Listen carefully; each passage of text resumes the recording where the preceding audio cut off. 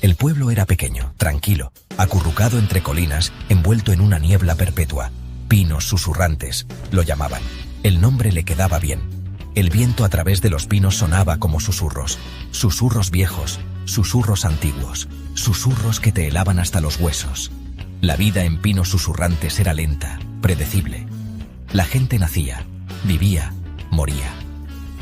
Todo bajo la atenta mirada del bosque. Generaciones habían aprendido a temer al bosque, a respetar los susurros, a nunca aventurarse en la noche de luna nueva. Algunos decían que la niebla era el aliento del bosque, otros que escondía algo viejo y hambriento, algo que escuchaba. La gente del pueblo se mantenía alejada, sabían lo que les convenía. Cada pueblo tiene sus secretos. Pinos Susurrantes tenía El Susurrador, una leyenda susurrada de generación en generación. Una historia para asustar a los niños, para mantenerlos fuera del bosque. Decían que el susurrador vivía en los árboles, una criatura del bosque, tan vieja como el tiempo mismo. Dormía la mayor parte del año, pero en la noche de luna nueva despertaba. Aquellos que se atrevían a entrar en el bosque esa noche oirían sus susurros. Débiles al principio, como el viento entre las hojas, luego más claros, más insistentes, susurrando tu nombre, contándote secretos, tentándote. Y si escuchabas, si dejabas que los susurros te atrajeran, estabas marcado.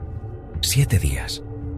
Eso era todo lo que tenías. 7 días antes de que el susurrador te llevara. Nadie sabía qué pasaba entonces, pero nadie jamás regresaba. Marcos, Sara, Emilia y David, amigos desde la infancia, se burlaban de las historias. El susurrador, solo un mito tonto, una historia de fantasmas para asustar a los turistas. Ellos sabían más. Eran la pandilla Scooby. Su misión: desacreditar el mito del susurrador. Marcos, el líder, siempre dispuesto a un reto. Sara, la escéptica, armada con lógica y razón. Emilia, la creyente, secretamente emocionada por el peligro. Y David, el documentalista, con la cámara siempre grabando, capturando cada momento. Estaban equivocados. Esta noche era la noche. La noche de luna nueva. Reunieron su equipo. Cámaras, linternas, walkie-talkies. Su emoción era palpable. Esta sería su obra maestra. El documental que finalmente expondría a El Susurrador como nada más que una leyenda local. El bosque los recibió con silencio. Un silencio antinatural, roto solo por sus propios pasos. El aire era pesado, espeso con el olor a tierra húmeda y agujas de pino. La niebla colgaba baja, arremolinándose alrededor de sus tobillos como zarcillos vivos. Se aventuraron más adentro, sus linternas cortando la oscuridad. Los árboles los apretaban, sus ramas entrelazándose sobre sus cabezas, bloqueando el cielo sin luna. El silencio era inquietante. Incluso los pájaros estaban callados.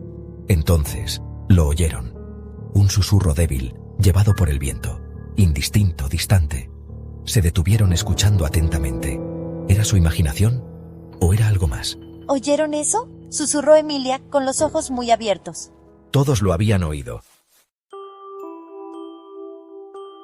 Parecían venir de todas partes y de ninguna a la vez, susurrando sus nombres, burlándose de su escepticismo. Más cercanos. Los susurros se hicieron más fuertes. El susurrador es real, parecía decir el viento. Escuchándolos, observándolos. El bosque estaba vivo. El miedo comenzó a arraigarse. Se abrían camino en sus mentes, plantando semillas de duda. Pero los susurros eran implacables, insidiosos. Intentaron ignorarlos, concentrarse en su misión. Los susurros los seguían tejiendo a su alrededor como dedos fantasmas. Siguieron adelante, su bravuconería desvaneciéndose con cada paso. ¿Qué es eso? Sabe mi nombre. Dijo mi nombre. El bosque estaba cambiando. Los árboles parecían moverse, sus ramas extendiéndose hacia ellos como garras.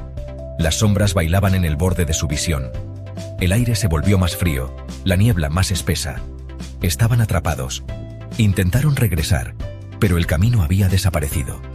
Los árboles parecían acercarse más, sus ramas formando una pared impenetrable. Daban vueltas en círculos, su mundo familiar disolviéndose en un laberinto de sombras y susurros. Estamos perdidos. El bosque está jugando con nosotros. El pánico comenzó a apoderarse de ellos. Estaban perdidos en un lugar donde la realidad misma parecía doblarse y deformarse. David, siempre el callado, empezó a actuar extraño, repitiendo frases, cosas que no habían dicho, que no podían haber dicho, sus ojos vidriosos, distantes, como si algo más estuviera mirando a través de ellos. «David, ¿estás bien?», preguntó Sara, con el ceño fruncido por la preocupación. Él no respondió. Simplemente siguió repitiendo la misma frase una y otra vez. «El bosque recuerda. El bosque siempre recuerda». Intentaron sacudirlo para que reaccionara, pero se había ido, perdido en algún oscuro ensueño. Los susurros lo habían alcanzado. Todos lo sabían.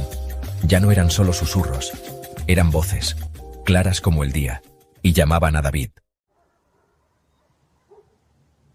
Los susurros se volvieron personalizados.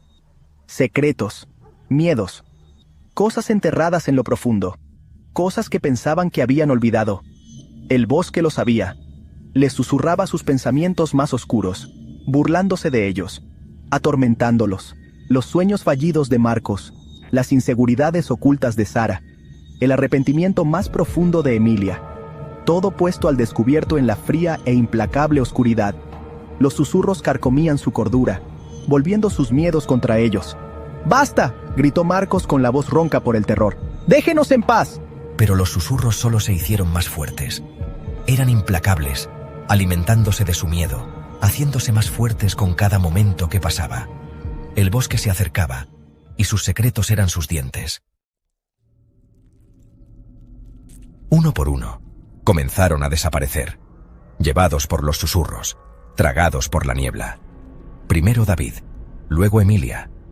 Sus gritos resonando entre los árboles, luego desvaneciéndose en un silencio inquietante. Cada desaparición minaba la esperanza de los amigos restantes. Marcos y Sara quedaron, solos, su escepticismo destrozado, su miedo palpable. Tenían 7 días. Lo sabían.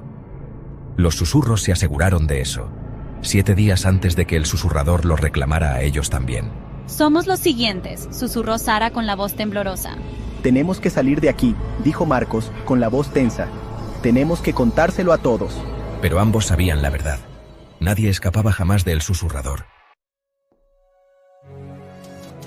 La niebla se acercaba, espesa y sofocante. Susurros se arremolinaban a su alrededor, un coro de desesperación. Su linterna parpadeó y murió, sumiéndolos en la oscuridad absoluta. Estaban perdidos, solos y sin tiempo. Tropezaron en la oscuridad, sus manos tanteando ciegamente la una a la otra. Los susurros los rodeaban, burlándose de ellos, sus voces haciéndose eco del destino que les esperaba. Una mano salió disparada de la niebla, agarrando el brazo de Sara.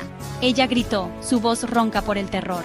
Marcos se dio la vuelta, con el corazón latiéndole con fuerza en el pecho, pero ya era demasiado tarde.